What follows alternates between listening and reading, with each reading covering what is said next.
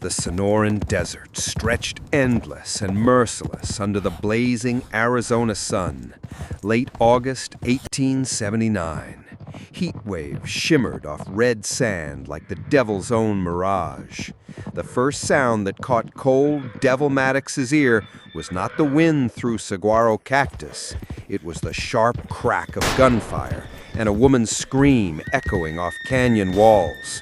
He spurred his paint stallion toward the sound, cresting a rocky ridge just as chaos erupted in the valley below.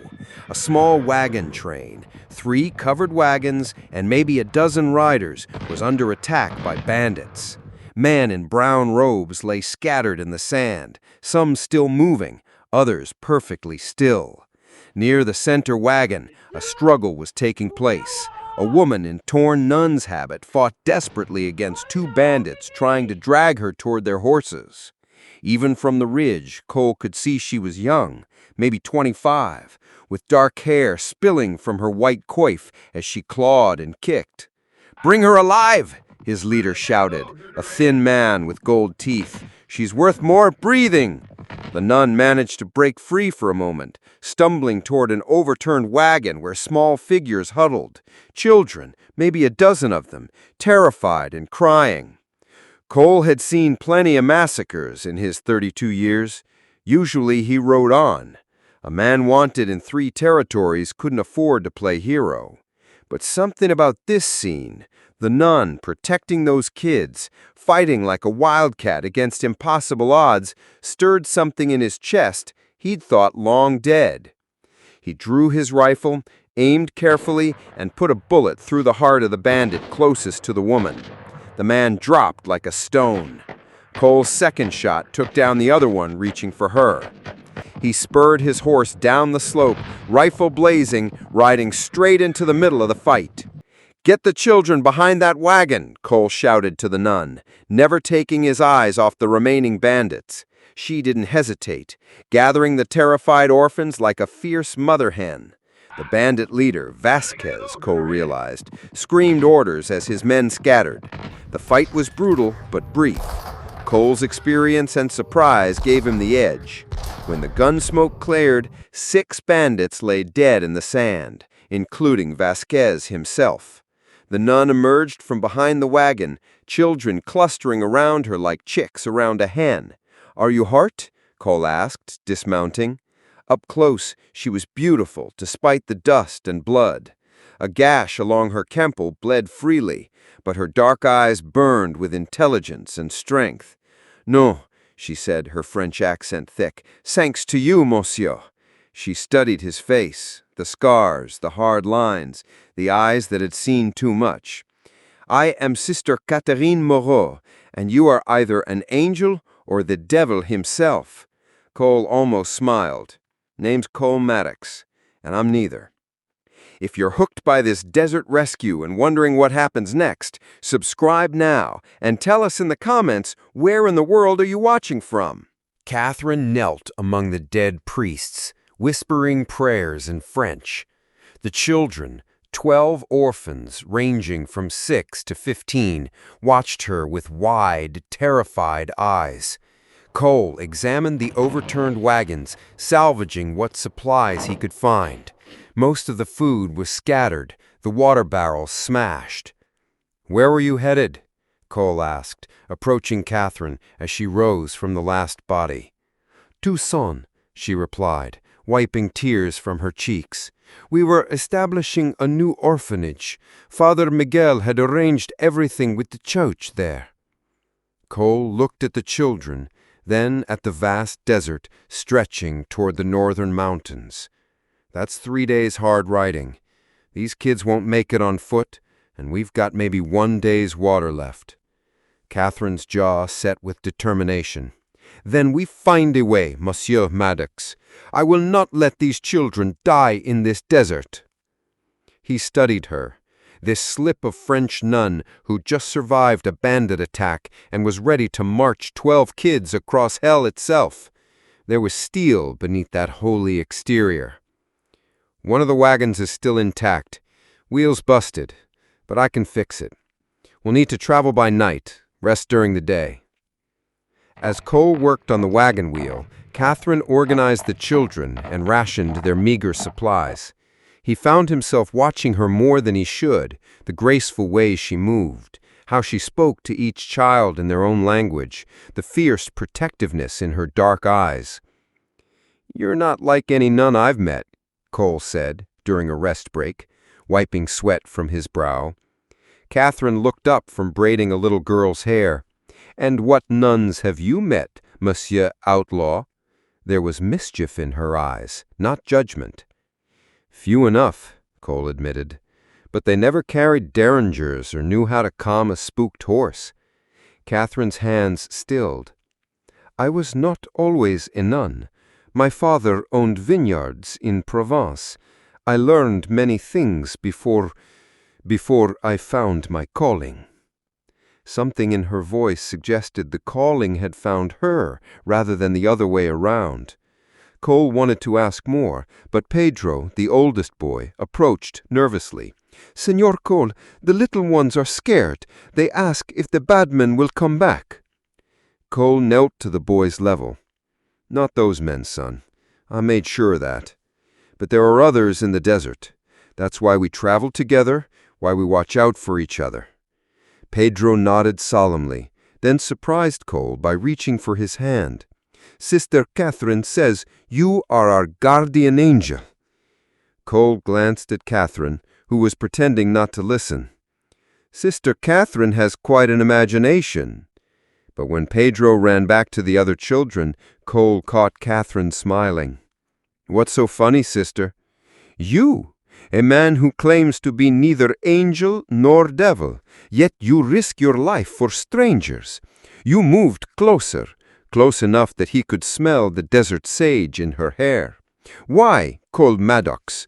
The truth." Cole looked into her eyes and felt something shift inside his chest. "Maybe because when I saw you fighting to protect those kids, I remembered what it felt like to believe in something worth fighting for." The honesty in his voice surprised them both. Catherine reached out and touched his hand just for a moment. "And now, do you still believe?" Cole looked at her, really looked at this woman who'd brought light into his dark world. "Getting there, sister. Getting there." As the sun began to set, painting the desert in shades of gold and crimson, they prepared to begin their journey north. But Cole already knew this was about more than reaching Tucson safely. Something was growing between them, something neither had planned for. They'd been traveling for 2 days when the wheel broke again. This time it split clean through, leaving them stranded in a box canyon with the desert sun climbing toward its merciless peak. The children huddled in whatever shade they could find, while Cole examined the damage. "Can you fix it?" Catherine asked, kneeling beside him in the dust. Her nun's habit was torn and dirty now, her face sunburned despite the wide brim of her coif. She looked more like a pioneer woman than a holy sister. "Not without proper tools," Cole said grimly. "We're walking from here." Catherine looked at the children, some barely old enough to walk properly, all exhausted from the journey. "They cannot make it 20 miles on foot in this heat." Her voice was steady, but Cole could see the fear in her eyes. "Then we wait for nightfall, travel slow, and pray we find water." As they made camp in the shade of the canyon wall, Catherine surprised him by sitting close beside him, close enough that their shoulders touched. "Cole," she said quietly, "if we do not make it, if something happens to me—" He turned to face her. "Nothing's gonna happen to you." "You cannot promise that." Her dark eyes were serious, vulnerable. "There is something I must tell you about who I really am."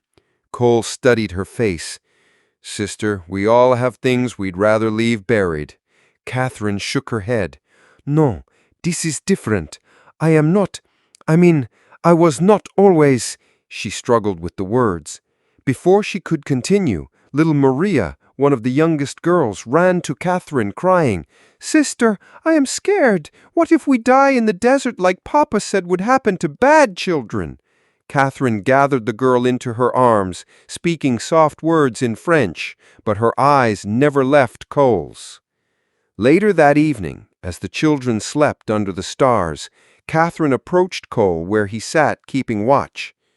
"You wanted to tell me something earlier," he said, without looking up. She sat beside him, closer than propriety should allow. "Oui, about my past." "Catherine," Cole said gently, "I don't care what you were before. I care about who you are now." She turned to face him, moonlight catching the tears in her eyes.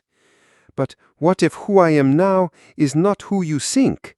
What if I am not the holy woman you believe me to be?" Cole reached out and touched her face, his thumb brushing away a tear. "Sister, I've seen you fight like a wildcat to protect those children. I've watched you give them your water when you thought no one was looking.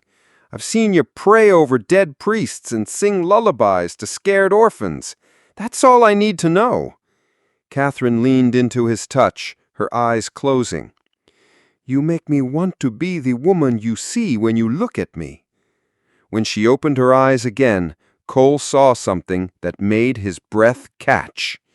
"Catherine," he whispered, his voice rough. "Cole," she whispered back.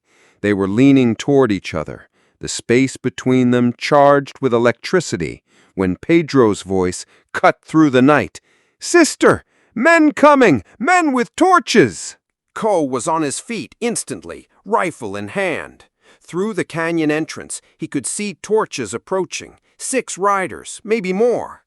"Get the children to the back of the canyon," he ordered Catherine. "There's caves up there." Catherine gathered the orphans quickly, but her eyes stayed on Cole. "What about you?" "I'll buy you time." Cole checked his ammunition. "Not much left after the bandit fight. Catherine, if I don't make it out of this—" She moved to him swiftly, placed her hands on his chest. "You will. We both will. I have not come this far to lose you now."